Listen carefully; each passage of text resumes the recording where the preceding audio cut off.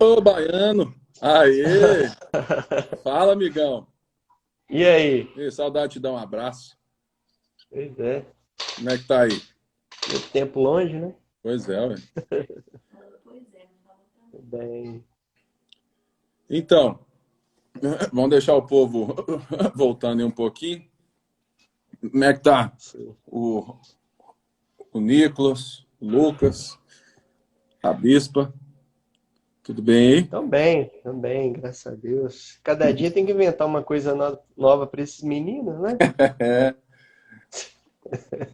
Aqui em casa eu já comprei até, né, né, assim, até uma barraca de camping eu já pus na minha sala aqui. Você tá chique demais. Eu botei as cadeiras e um lençol por cima mesmo. Não, mas tava frio assim, falei, não. Eu já pus a barraquinha de câmbio Até aqui o no Nicolas teto. derrubar uma cadeira aqui.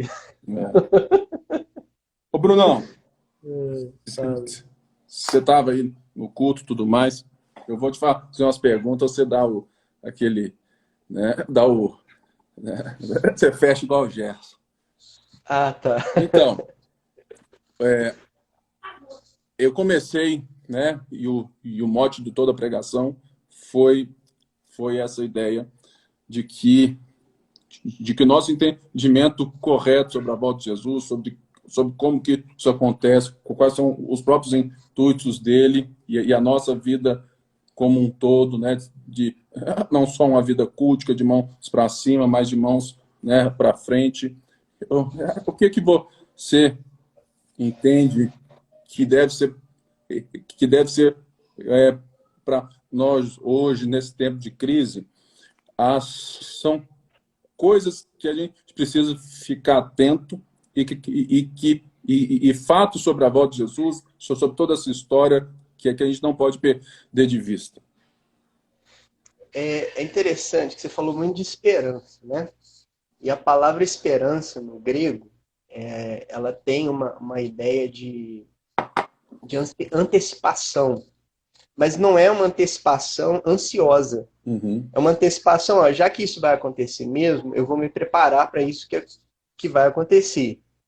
Né? Então, a ideia muito da esperança cristã, ela trabalha muito nesse viés da gente antecipar a nossa vida no paraíso da seguinte forma: se eu vou ser um cidadão dos céus, é, em que eu não vou mais pecar e tudo mais, eu já preciso me preparar nesse modelo aqui hoje. É Uhum. muito nesse viés, você ter isso em mente e aí sim você buscar isso de Deus, porque você não consegue isso no seu próprio esforço. Né? Mas é interessante uma das falas de C.S. Lewis sobre isso, né? Ele fala que os cristãos que mais trabalharam por esse mundo eram exatamente os que mais pensavam no outro mundo, Uau. né? Então tem um filme que eu vi uma vez, sem saber muito dessa ideia, eu vi por um acaso, ele chama Jornada pela Liberdade, né? Ou o título em inglês Amazing Grace. Né? E aí ele conta a história de William Wilberforce, que era um aristocrata cristão, mas inglês, né, na Inglaterra, e que lutou por 10 anos combatendo o tráfico, né, de escravos, né, combatendo aqueles navios, né, que traziam escravos da África, para que houvesse ali, para que isso cessasse. E por quê? Porque era um cara que, assim, a luta dele durou 10 anos, no filme mostra, ele ficou doente nesse período e tal, mas depois que ele se recupera, ele volta à luta de novo, para mostrar isso. É porque um cara que tinha esperança dessa forma, né, com a vinda de Jesus, com o retorno de Jesus, ele vai trabalhar aqui hoje, agora, para trazer uma parcela, ainda que pequena, ainda que mínima, né, do paraíso. Então, as nossas vidas, elas têm que trabalhar esse sentido de nós, nas nossas vidas, tentarmos trazer para hoje, né, parcelas do paraíso. Mas o que é isso? Isso pode ser uma coisa muito abstrata, mas é muito do que você falou nesse texto, né? Você vê como é que Paulo trabalha a ideia da esperança. Então, assim, olha, antes vocês levavam, não levavam em consideração a questão moral em relação à sua sexualidade. Então, como é que você mostra que você é cheio de esperança? A sua sexualidade está alinhada agora com os valores de Deus. Então, são coisas pequenas, práticas, mas que têm a ver com o nosso comportamento, com a nossa moral, com os nossos valores, e que eles permeiam tudo. E é isso que traduz para nós, ou expressa para as pessoas, para o mundo, a razão da nossa esperança. Né? Então, se Deus existe, tem um jeito certo da gente viver. Né? Então, a gente não vive mais de qualquer jeito. A gente vive agora segundo os padrões de Deus. Legal. Aqui no capítulo 5, né, a gente vê, até falei disso, esse mote, né, de Roma, paz, né, e tudo mais, onde eles achavam que eles eram, né, os caras, né, e Paulo avisa assim, ó, não tratem eles, ou não se apegue a essa frase, não se apegue a esse poder deles, porque eles não têm esse poder. Hoje, nós temos aí, né, várias frases ou várias ideias, várias pessoas com talvez a mesma história, né? Mas de uma forma diferente, né? O que você acha, ou quais são as coisas que você acha que, que são as mais fáceis para que a gente perca essa, que a gente agarre de vez tudo isso que Paulo está falando sobre a volta de Cristo, sobre essa certeza da gente viver com os olhos nele, né, a partir dele. Quais são as coisas que você percebe que podem facilmente levar os nossos olhos para as promessas, né, que as pessoas fazem ou até o próprio Estado faz? Sim. A primeira delas, você falou, que é o consumismo. Né? Hoje, nós ainda consumimos, mas a forma que a gente consome hoje é diferente. Nós estamos consumindo de uma outra forma. Mas você falou muito disso, desse ciclo, né? Dá um ciclo vicioso ali de consumo. Então, você consome alguma coisa, por exemplo, hoje, o que as pessoas possivelmente estão consumindo em casa? Filme, série na Netflix. Né? E aí, o que acontece? Você está vendo uma série, tá ali, maratonando, não sei o quê, aí vem o tédio. Você entedia daquela série, você enjoa. Ou então a série acaba. Acabou, você dá uma sensação de, nossa, e agora? O que eu vou fazer? A série que eu gostei tanto, acabou. Não tem mais nada. Eu vou ter que procurar outra. E aí, você instala o ciclo de novo. Aí consome.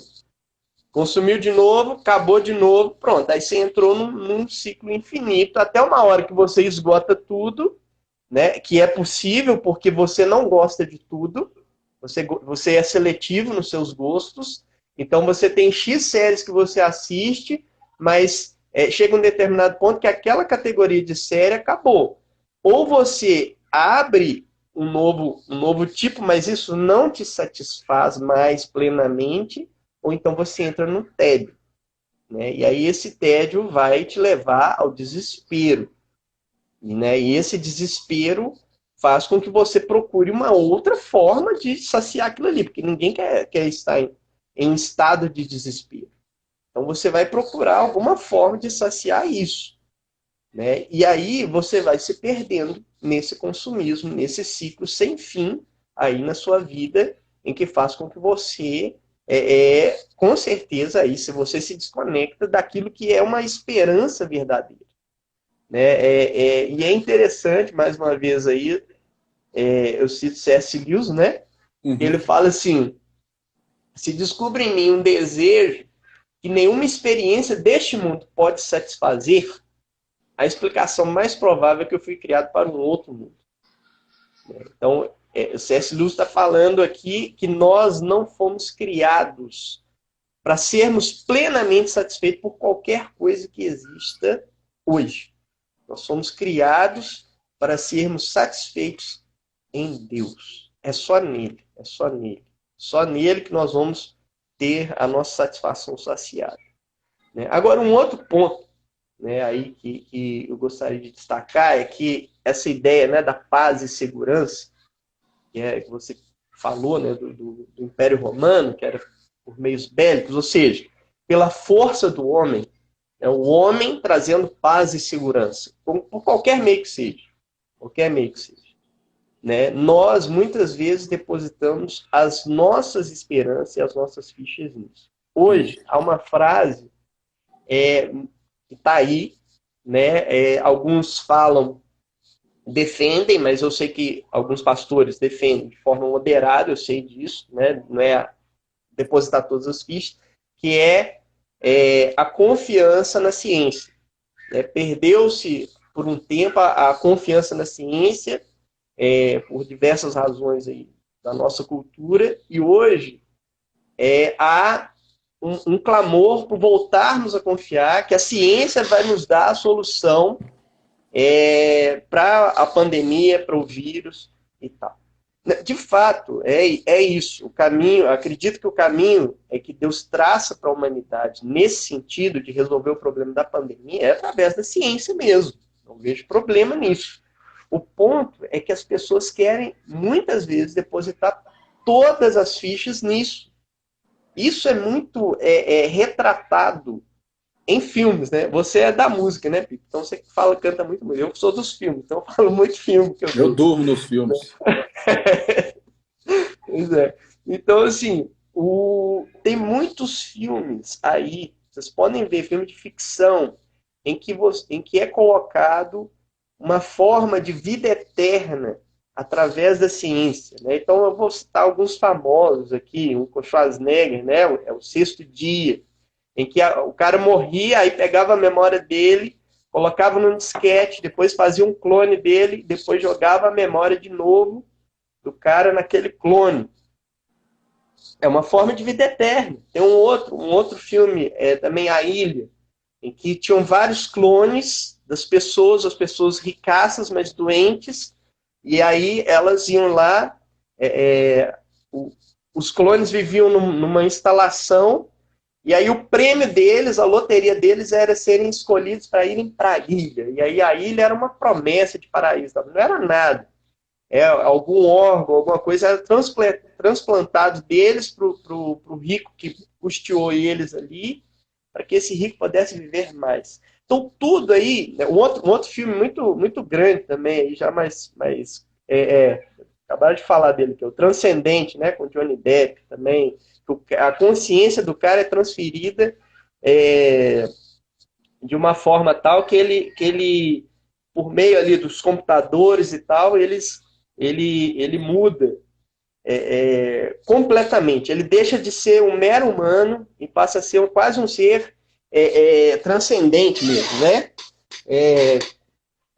Que sabia de todas, onisciente, sabia de todas as coisas e por aí. Então, tudo num viés científico, nada místico, nada de místico, né?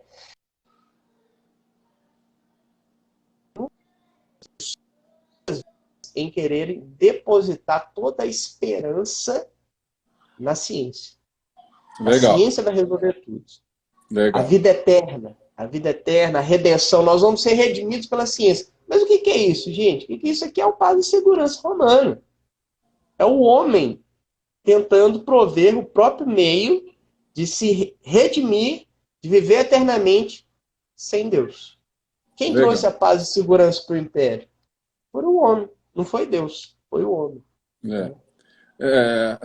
Deixa eu fazer uma última pergunta, um pouco mais religiosa, nessa questão. Bem, a gente sabe muito bem que a gente vive já há muitos anos nesse meio religioso que que muitas vezes ele é um meio muito saudável, mas muitas vezes é um meio muito esquisito, né? Tudo mais. E a gente enxerga que existem, até mesmo dentro da igreja, certas mensagens que são mensagens que nos levam, talvez, a uma embriaguez, né? E não a uma vida sóbria. Te perguntar, quais são as coisas que você, como um pastor, enxerga, assim, enxerga que muitas vezes vem sempre para você, que é algo que a gente precisa ficar mais atento, que tem nos levado mais a esse sentido de estarmos embriagados numas promessas de fé meio loucas, do que sermos sóbrios nesse sentido de que o próprio Espírito Santo nos dá essa certeza de sermos mais, de que Deus nos controla e por isso nós temos a capacidade, né, de nos controlar, de sermos sóbrios, né? Quais são as promessas de paz que a igreja tem feito de uma forma que ela desvia as pessoas da verdadeira paz? A própria teologia da prosperidade, né, ela faz isso, né, de uma forma assim, muito venenosa. As pessoas não percebem, né? Você não percebe as nuances por trás ali dessa teologia da prosperidade que ela vem disfarçada de algo esperançoso, né? Porque se você tiver fé, mas a fé que não é um sentido bíblico, é a fé na sua fé, entendeu? Você precisa ter fé e essa fé ser algo que você produz e esse algo que você produz vai mover a Deus. Uhum. Então você não tem fé em Deus, você tem fé em si mesmo, na sua própria fé. E aí você vai alcançar as coisas. Então, por exemplo, nesse momento de pandemia, de doença, né, você tem fé na cura. Você tem fé que Deus vai curar. Mas isso aí não é a teologia da esperança, isso é a teologia do desespero. Por quê? Porque a teologia da esperança, ela sabe que a cura, ela é só uma gota e um reflexo daquilo que é a verdadeira cura, que é a ressurreição. Mas a teologia do desespero, né, que é chamada de teologia da prosperidade, ela quer a cura agora, desesperadamente, porque Deus prometeu, porque Ele falou, porque Ele vai fazer, e se não fizer porque você não tem fé e por aí vai. Isso faz com que as pessoas, quando essa teologia não respondem, por exemplo, Ansiedade. uma situação ansiedade, desespero. Ansiedade leva ao desespero. Nesse momento, essa teologia está falhando. Ela não está respondendo. As pessoas embebidas disso estão buscando respostas e por aí vai, e fazem áudios e tal, e às vezes os áudios, por exemplo, eu vi um áudio que o cara fala, não, porque é só os inimigos de Israel que foram atingidos, né? E tal. E aí, 10 dias depois do áudio dele, Estados Unidos, que era um dos grandes aliados, um dos grandes aliados de Israel, é o país mais atingido. Né? Como é que essa teologia tem respondido? Não tem. Ela vai falhando, ela vai minando as pessoas. E as pessoas, porque elas não estão bem alicerçadas, se perdem. Aí, nesse viés religioso, não sabem mais a quem recorrer. E aí, alguns e muitos se decepcionam com um Deus que eles nunca conheceram, porque foi um Deus prometido para elas e que nós não encontramos ele nas Escrituras Sagradas. Só que as pessoas falam que ele está lá, mas não está. Né? E isso é um problema grande. Leva as pessoas ao desespero, se perdem na fé né? E aí elas precisam ser reevangelizadas. Precisam ser reevangelizadas. Né? Entendi. Eu vejo que tem outra coisa que, para mim, é totalmente assim, disfuncional, embriagante, é a, é a falsa compreensão da palavra profética, né? Assim, a gente vê muito congresso profético hoje, e eu já estou nisso há um bom tempo, né? E eu escuto as mesmas palavras tem 20 anos. Das mesmas pessoas, Vai vir assim, né? aí a geração de Samuel, ou seja, só muda o nome do personagem bíblico. Só que nunca vem. Por quê? Porque o movimento profético bíblico, ele anuncia esperança após chamar ao arrependimento. Sim. Ou seja, eu hoje vi um vídeo de uma profetisa que gosto, já vi ela dando muito dentro, chama Cindy Jacobs. É a mulher de Deus. Uhum. Mas ela dizendo que o Brasil vai viver um tempo de avivamento e tudo mais, tudo mais. Eu escuto isso tem 20 anos. Mas o que eu não entendo eu concordo que isso pode ser verdade. E oro e penso e gostaria que fosse. Mas a mensagem profética que não chama a igreja ao arrependimento, porque avivamento ele é resultado de arrependimento. Né? Nós vivemos um relance disso em 1999, 2000, porque houve uma chamada da igreja local para arrependimento, para jejum. Por isso, eu vejo que essas mensagens são embriaguez. Elas trazem essa coisa esquisita que, por mais que seja correta, ela é incompleta. Porque ela não tem a coragem profética da denúncia. Porque todo profeta que aponta dedo, ele é mandado para para a cela sozinho. Disso a gente sabe muito bem. Por quê? Por quê?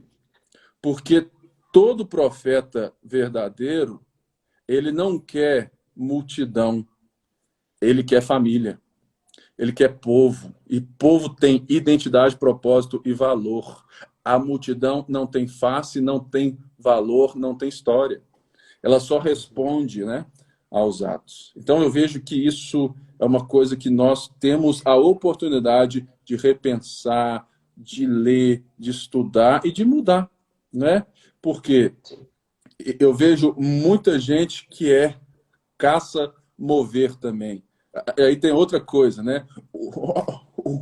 As pessoas entendem que um culto onde o próprio Espírito se manifesta e tudo mais, que é maravilhoso. Já vivi isso, já tive muita experiência boa disso, amo, não tenho nada contra, mas o nosso problema é que a gente transforma um mover do Espírito Santo, que é para a missão, que era para a formação da igreja, que é para levar a igreja para fora, a gente faz congresso para dentro. E a gente fica ali dentro, ouvindo mensagens e promessas, e querendo ou não, irmãos, isso é motivacional. É a mesma coisa que eu ficar aqui o tempo todo falando assim, olha, gente, vai dar tudo certo, vamos lá. Ou seja, vai dar tudo certo? Vai dar tudo certo. Por quê? Porque o rei está no controle da história, e ele falou que vai voltar, e ele deixou com a gente o Consolador, e disse assim, no mundo tereis aflições, mas tem de bom ânimo, eu venci o mundo. Ou seja, a nossa esperança é nessa nova ordem, da qual nós já fazemos parte, né? É o que a gente lembra lá do texto de Paulo, que muita gente coloca, né, nos convites de casamento, né? Nem olhos viram, nem ouvidos ouviram, nem jamais penetrou no coração do homem o que Deus tem preparado, né? Irmãos, aquilo ali, para nós que somos do dia, nós já estamos vendo. Isso já foi derramado sobre nós. Isso já é uma realidade que o próprio Espírito confirma no coração. Então, não é um futuro incerto, é um futuro certo. Então, eu vejo que, assim, a gente precisa se doar mais, né? Assim, a deixar, né, o coração leve. Temos sim que ter esses momentos de orar mais, mas isso não é para a embriaguez. Isso é para a sobriedade. Oração é para a sobriedade, é para a missão, é para a transformação, é para a reorganização. Não é verdade? Né?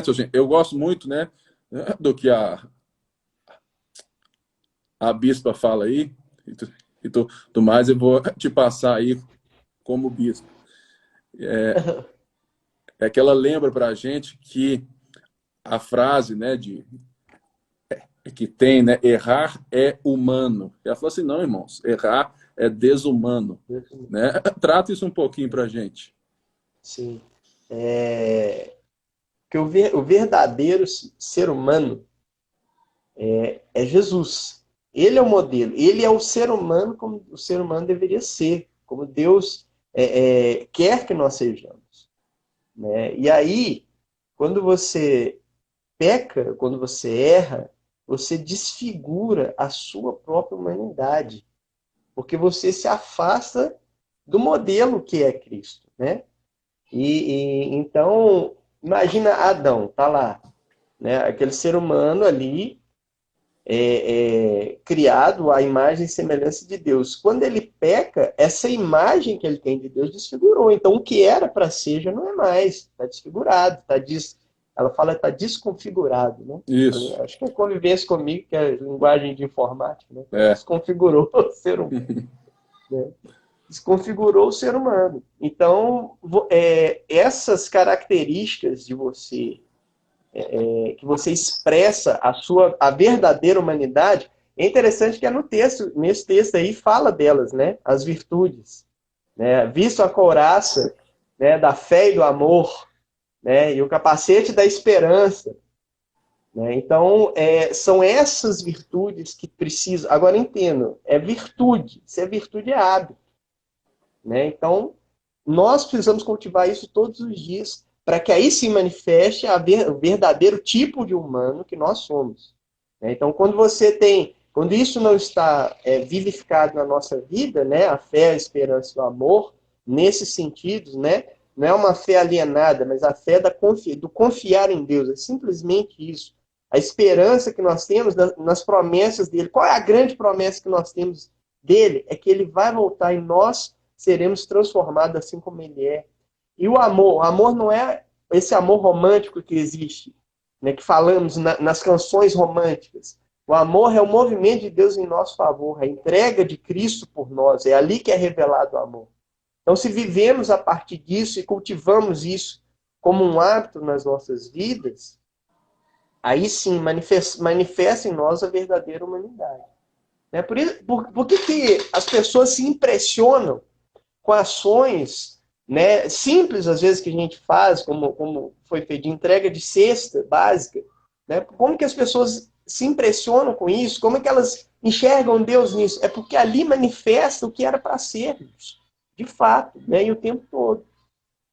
Isso é diferente, por quê? Porque nós somos menos do que isso, né, de uma maneira geral.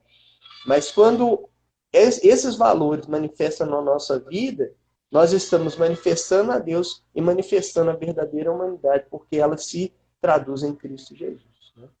Fantástico. Fantástico.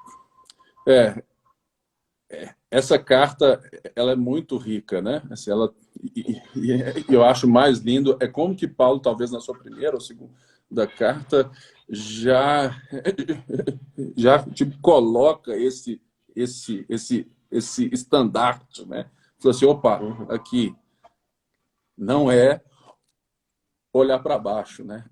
É olhar para cima. E como que ele também desmistifica as coisas, né? Com a volta de Cristo, né? Ele trata isso de uma maneira tão simples e sóbria, né? Eu acho que às vezes a gente traz uma coisa tão cheia de, né, de névoa e tudo mais, de fumaça, né? Eu acho que às vezes, a gente torna a coisa mais difícil, você não acha, não? A gente fica pedindo pela Shekinah de Deus, né? Aquela fumaça ali, aquela glória, aquela coisa estarrecedora no tempo, mas a verdadeira revelação de Deus, da presença de Deus, está em Cristo, né? Quem vê a mim, vê o Pai. Né? Então é uma coisa mais simples, que a gente, como Felipe, muitas vezes tem dificuldade de aceitar, né? O Felipe mostra-nos o Pai, isso basta. Né? Ou seja, o que ele estava querendo? A glória, a Shekinah, a fumaça, E que é o aquele mover, velho. movimento, é o mover, né? Que é E gostoso a quer que gente o estar céu nisso, desça. mas nesse viés puramente, às vezes, místico e emocional. É, não pode. Não é problema, igual você falou, não é problema a gente participar disso, Deus fazer com que a gente experimente isso. Né? Não é esse o problema. O problema é quando a gente acha que aí é o máximo de Deus e que a gente pode ter. O máximo de Deus é olhar para Cristo e imitá-lo. Esse é o Cultivar de máximo, novo. esse é o grande mover de Deus na nossa vida. É imitar a É. Cristo. E assim, e junto disso, né, eu digo que o máximo de Deus é quando ele me faz capaz de olhar para ele e fazer igual, né? De cultivar novamente os hábitos, os valores, o amor, a graça, a esperança, né? De sermos esses que consolam, né? Sim. Então, assim, isso é, é uma coisa que eu acho que a gente perde muitas vezes quando nós estamos muito voltados ao culto do templo, né? Então, assim, as reuniões nesse sentido, né? Eu vejo até que eu recebo aqui muito texto, né? Assim, até dos irmãos aqui, é do tanto que essa série nossa de Atos em Casa, dos cultos simples em casa, o tanto que isso tem dado um novo sentido de fé verdadeiro, né? Assim, para as pessoas. Porque a grande questão é assim, é que a gente já viu em Atos, né? Que é muito claro, é que a fé cristã ela não tem os manda-chuvas, ela tem o rei. Portanto, é muito interessante quando eu percebo que eu não preciso de um pastor para vir aqui em casa e orar e passar o óleo. Que eu mesmo sou um sacerdote do Deus Altíssimo e eu mesmo resolvo isso junto com os meus filhos. É importante que eu entenda que eu não preciso chamar o pastor para orar na minha festa. Por quê? Porque eu mesmo, pai, mãe, tia, eu mesmo posso me levantar e orar e dar esse testemunho. Então, assim, eu vejo que é hora, sabe, Bruno, assim, da gente meio que, sabe, trazer isso de forma muito forte, né? De que esse momento que a gente vive pode estar restaurando, né, a vida da igreja no corpo e é de uma forma até linda porque querendo ou não nós não estamos tendo contato físico, mas Uhum.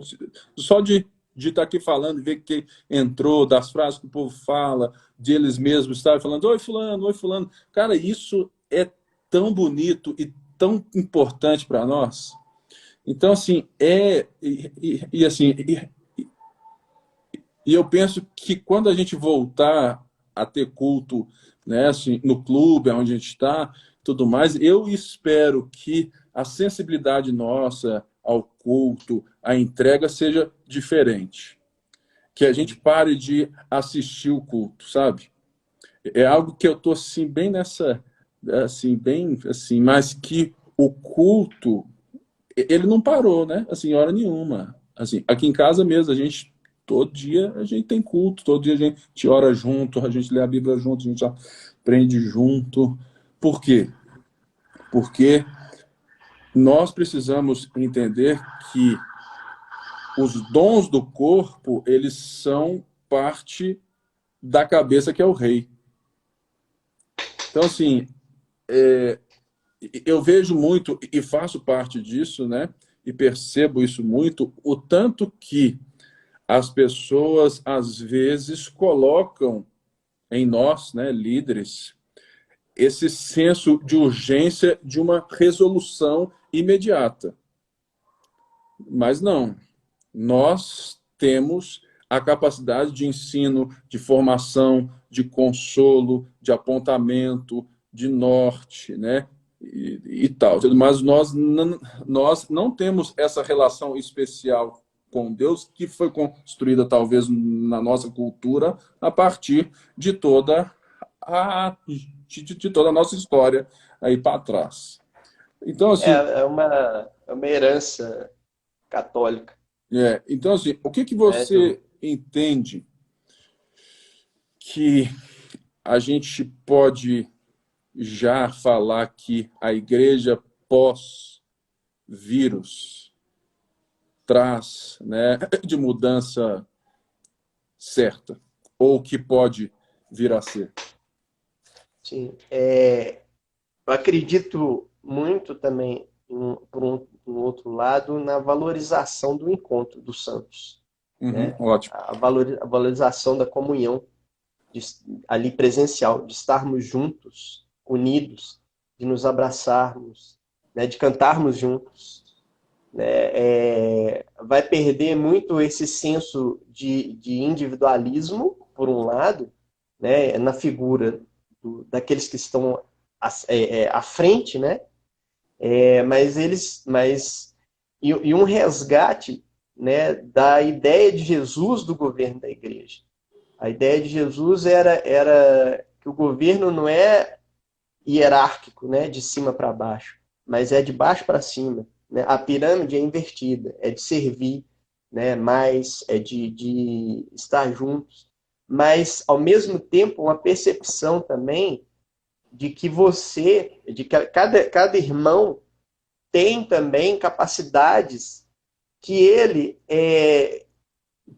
pelo próprio movimento da instituição, né, acabou depositando exclusivamente nos líderes, né, e agora, sem acesso direto a esses líderes, né, porque o acesso ficou muito restrito em termos de presença, né, então agora as pessoas, elas mesmo estão às vezes ela não vai no pastor, ela vai no irmão ali, no vizinho, no irmão que ela conhece do grupo pequeno dela, né, da célula dela. E outros fazendo outros movimentos de irem mais à frente, né, de se movimentarem mais e de quererem por si só fazerem, resolverem com as pessoas próximas a ela. Né? Então, descentralizando um pouco essa ideia, né? Que o templo é o local sagrado, né? Que só aquele encontro ali também é o culto. Né? Agora, as pessoas criam em si a noção, igual você falou, do sacerdócio delas, criam em si também a noção de que elas é que são o templo, a família delas é o culto, né? E que ela é um culto andante. Né? Paulo ele fala muito isso lá em Romanos, né? Quando ele fala que para a gente que vocês apresentem o corpo de vocês como sacrifício vivo, santo e agradável a Deus, que é o vosso culto. Né? Então você se apresenta como culto, é você que é o culto. Né? Então cada irmão está tendo essa experiência aí de ser o próprio culto a Deus, né, na sua própria vida, uma vez que agora elas não temos possibilidade de nos encontrarmos, né, nós fazemos o culto nas nossas vidas como um todo.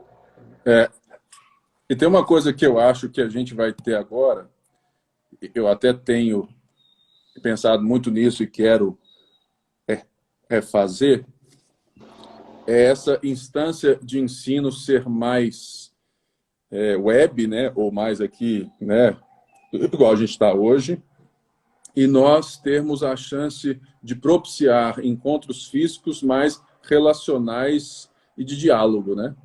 Tirando a parte do culto público, né, que tem ali, né, a música, a gente ora, tudo mais, a gente escuta, né, a palavra de Deus e tudo mais, eu creio que até mesmo os nossos encontros de ensino, as nossas classes, célula mesmo, eu estou pensando em ter uma célula que o próprio ensino vai ser assim e que a gente vai marcar sábado, de 15 dias, de ter um encontro que a gente vai falar de tudo que a gente está lendo junto, falando junto, né, e tudo mais. Aí eu estou pensando em já uma turma que gosta de ler. Se você não gosta de ler, a minha célula, né, vai ser muito chata para você. Mas sabe, assim, de pegar essa turma que gosta de ler, ler junto, entra numa live, conversa, entra num Zoom, conversa, ou seja, não precisa sair de casa, porque, gente, eu tenho hoje a mesma sensação de ter ido a um culto. Entendeu? Para mim, né, de ver aqui, né, a turma toda, de entrar, de ver, é a mesma sensação para mim. Mas, né, ou seja, eu encontro com todo mundo aonde a gente não perde tempo nesse trânsito doido, a sensação é muito parecida, e eu estou, gente, no próximo sábado nós vamos falar de tudo aquilo né, que a gente tem visto virtualmente, dos livros juntos. Nós vamos encontrar lá na Praça do Papa, vamos ter aí chips, Coca Zero e tudo mais, e vamos conversar, aplicar tudo isso. Você acha que essa ideia faz parte de uma coisa que vai ser mais, assim, neto, assim, né, assim, neto, assim, que vai ser mais própria a partir de agora? Eu acho que dá para a gente fazer, sim. Eu só acho que a gente tem que tomar alguns cuidados. Por exemplo, a gente virtualmente disfarça muito. É, Você não convive, né? você não está Então, vendo nada está aqui, acontecendo aqui em volta. né? Então, assim, o pessoal que está digitando aqui, a gente não sabe como que está, né? As feições e É, tal. Então, você não consegue muito ler as pessoas, né? É muito difícil você fazer uma leitura emocional de um texto, não tem né? jeito. Não tem jeito. Então, Só uma pausa aqui. Irmãos, se você concorda com isso, para de resolver os seus problemas via WhatsApp. né? Então é importante a gente ter encontros mesmo e convivência também, né? Não só no virtual, né? Eu acho que o virtual ele vai nos auxiliar com a falta de tempo, né? Muita gente não tem tempo por querer estar numa escola estudando mais sobre a Bíblia, mas a sua rotina é tão acelerada que ela só consegue parar 2 horas, mas essas 2 horas ela tem que estar em casa. Ela tem que estar em casa.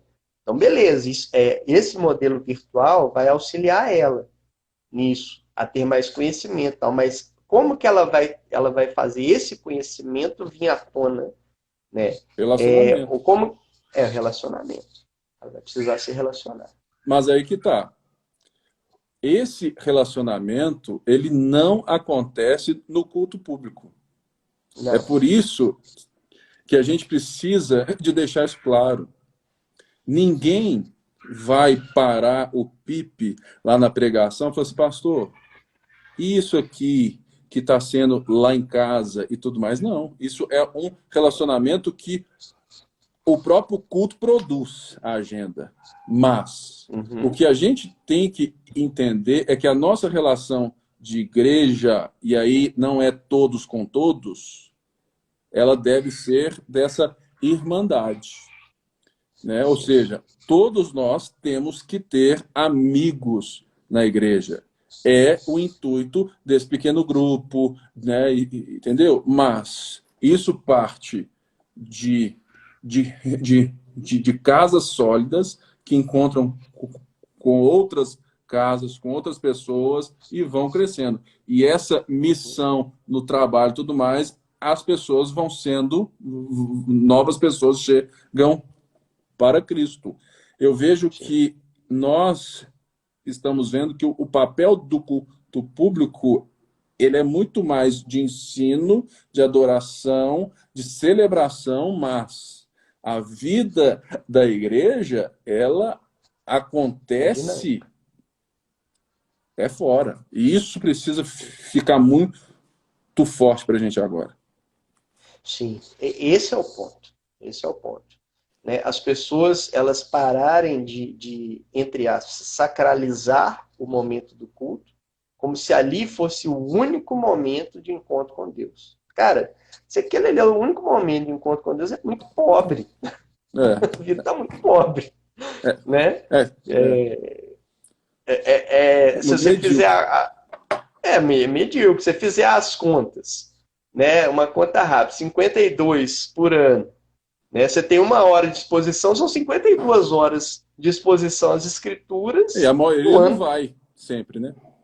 E não vão sempre. É muito menos que isso. É, Né? É pouco. Se for todos os 52, mas vamos supor que o cara é aquele Caxias, que se ele não for, ele acha que vai acontecer alguma coisa com ele, né? Então ele tá lá todos os cultos e viu ali as 52 horas. Cara, é pouco mais de 2 dias.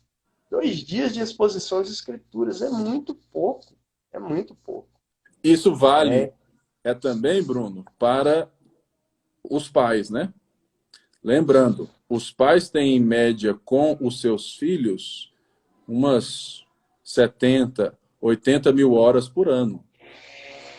O Ministério Infantil, que muitos pais terceirizam essa responsabilidade para eles, ele tem, falando muito concreto, ele vai ter no máximo 35, 40 horas. Por quê? Porque nem sempre o filho vai.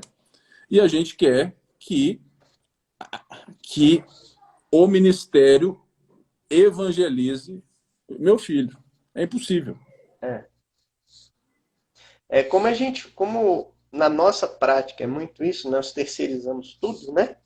Então você está terceirizando a educação cristã do seu filho para a igreja. É igual na Né? escola normal também, né? É, sendo que a ordem das escrituras é que você é que é o responsável por ensinar seu filho no caminho. É você que ensina, não é a escola. A escola ali da igreja, ela só dá um apoio. E o culto te dá elementos para Você você, trabalhar. você trabalhar. É bem muito diferente. Muito diferente. É. Eu vejo isso aqui em casa, né?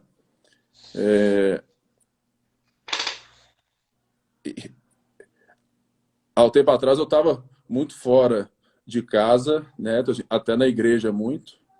E hoje, né? Assim, que eu tenho mais tempo aqui em casa, cara, assim, assim, meus filhos, eles têm muito mais, né? Assim, essa vontade de estar junto, porque, lembrando, discipulado é imitação.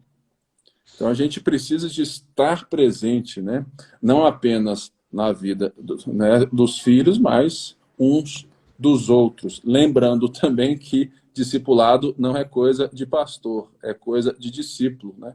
Todo pastor é discípulo, mas nem todo discípulo é pastor, né? Então isso é outra cultura que a gente vem forte, lembrando, né, que se você puder, faça o curso discipulado do Jonas Madureira. São 8 aulas, R$ 10 apenas, maravilhoso. Leia todos os livros. Nós, netos, já temos lido já há um tempo, porque ali expressa muito da cultura que a gente pensa sobre a igreja. Não é verdade, Bruno? É isso aí. Gente, Quer dizer, um valor muito tranquilo, né? 10 conto. Aqui, eu fui ontem, né, porque assim, a Coca Zero estava na última aqui em casa. Aí eu parei na farmácia para comprar uma Coca Zero. Tava 10 conto a Coca Zero. Falei, que Doido. isso, velho? Vou fazer uma né, dieta, assim, dieta de Coca Zero porque dá muito caro. Vambora, né, Brunão? É isso aí. Gente, Né, muito quem obrigado. quiser, só sobre o curso, né? Quem quiser pode pedir o link, ou para você ou para mim, que a gente manda para vocês fazerem, né? Maravilhoso o E a gente não está curso. ganhando nada, tá? O João está ganhando propaganda de graça. De graça. Tá bom? Gente, muito bom. Vamos junto. Lembrando que terça-feira tem o nosso curso no Insta do Bruno e do Clélio. Lembrando que nós estamos juntos. Você que precisa de um papo, aconselhamento e não tem ninguém próximo, liga para a gente, manda aí, não espere, né? Nós estamos à disposição. Nós estamos sempre tentando ligar, mandar aí e tudo mais, mas é importante. Todo relacionamento tem duas vias e não apenas uma, ok? Deus te abençoe. Eu amo todos vocês. Fiquem na paz e não deixem de fazer o Atos em família. Tem sido muito precioso. Brunão, até amanhã, amigo. Falou, meu amigo. Um Deus abraço para abençoe você. você. Abraço na Dedé, nos meninos aí. Beleza? Falou. Falou. Beijo para Um todo mundo. abração. Tchau. Tchau.